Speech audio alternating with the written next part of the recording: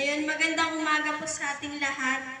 Ayun, nagpapasalamat po ako kay Lord kasi nakasama ako nung 2 araw na retreat. Tapos yung natutunan ko po doon na kahit hindi ko po naramdaman na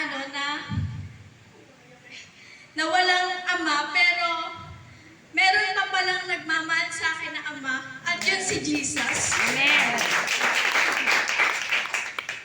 Tapos yun, nagpapasalamat ako kay Lord kasi parang feel ko, yung puso ko parang fully filled na po siya.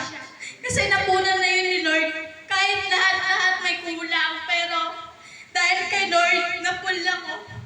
Tapos, basta po para sa akin, basta po nagko-commit ka po kay Lord, nagko-commitment ka, siya po yung bahalang magagawa nun or magpupuli sa'yo kahit may kulang ka sa sarili mo na kahit hindi mo mahanap sa ibang tao, pero pag si Lord yung andyan si Lord, siya yung magpupuli sa'yo na kahit wala nagmamahal sa'yo, pero si Lord andyan pa rin sa'yo. Amen. Ayun lang po. Thank you. Amen.